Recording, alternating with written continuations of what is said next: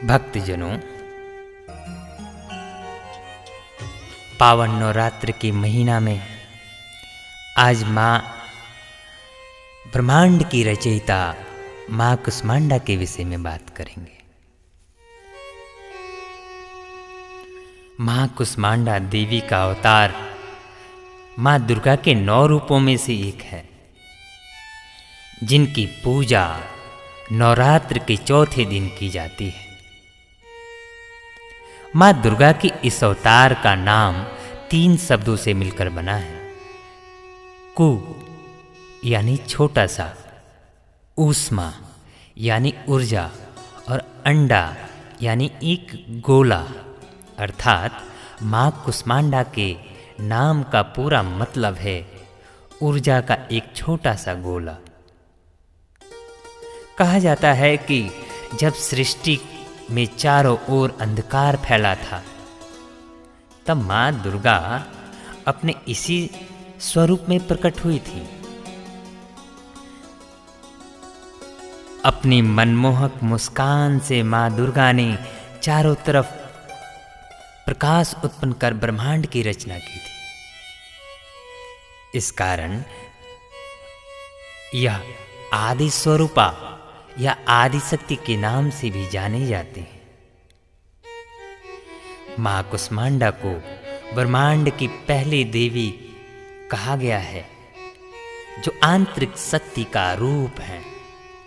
सिंह पर सवारी करती हुई माँ कुष्मांडा का रूप बड़ा ही मनमोहक प्रतीत होता है, और उनके मुखमंडल पर सदैव ही एक प्यारी सी मुस्कान सुशोभित रहती है।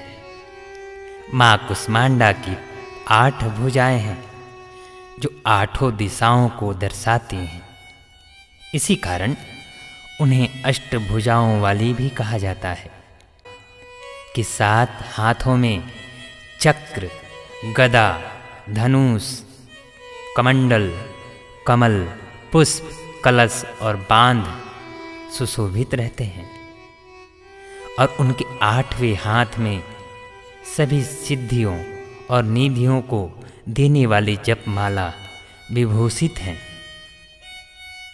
माता को कुमड़े का भोग अत्यंत प्रिय है, जिसे संस्कृत में कुष्मांड कहते हैं, और इन देवी को कुष्मांडा देवी का वाहन शेर है, जो भक्तों में निर्भयता का संचार करता है।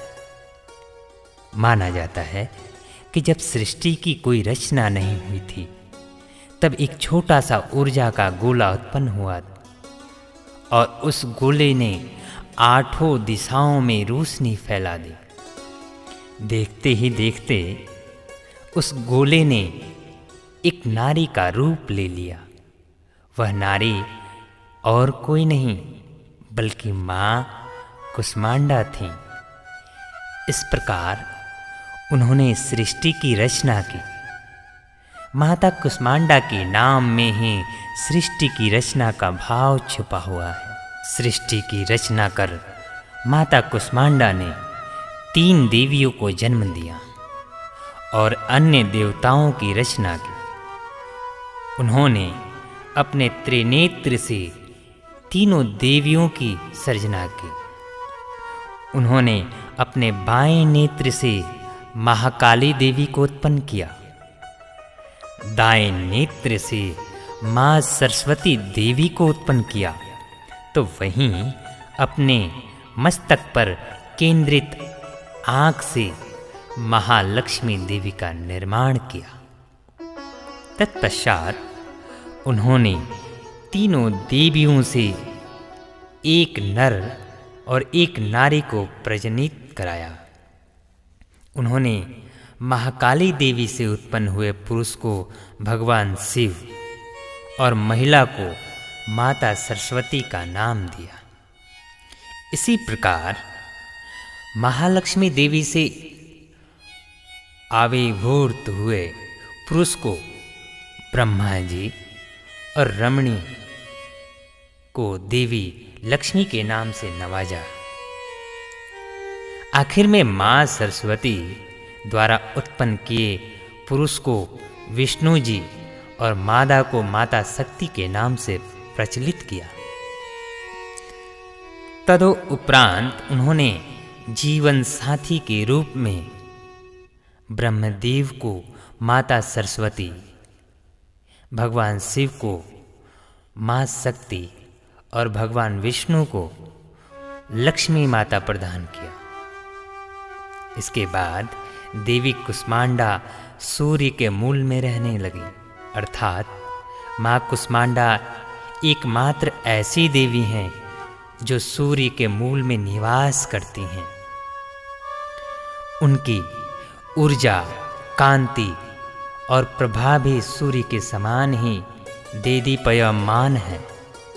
सूर्यलोक में रहने की क्षमता केवल इन्हीं देवी में है। वहाँ भगवान सूर्य की शक्ति का स्रोत भी है।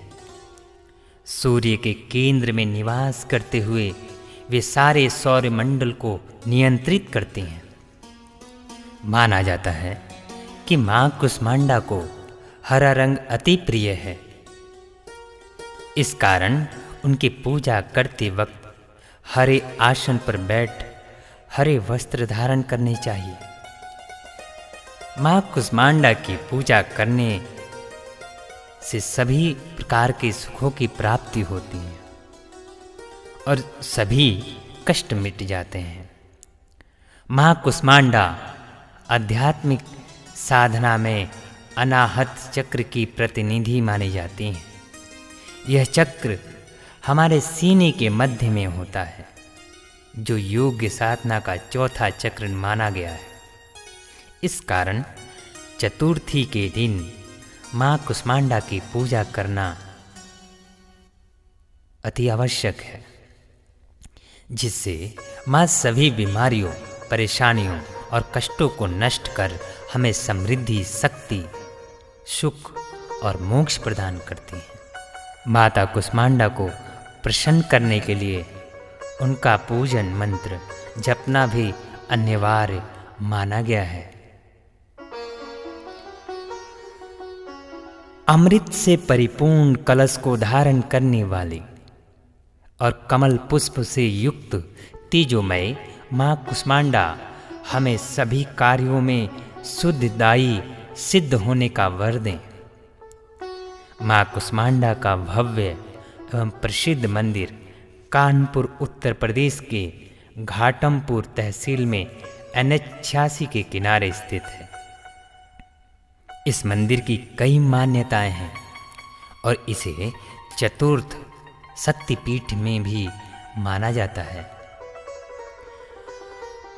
माँ दुर्गा के कुष्मांडा अवतार से हमें यह सीख मिलती है कि एक नारी भले ही शांत, सौम्य और कोमल प्रतीत होती है, मगर उस नारी में इतनी शक्ति होती है कि वह न सिर्फ एक नए जीवन को जन्म दे सकती है, बल्कि अगर वह चाहे तो पूरी सृष्टि की रचयिता भी हो सकती है।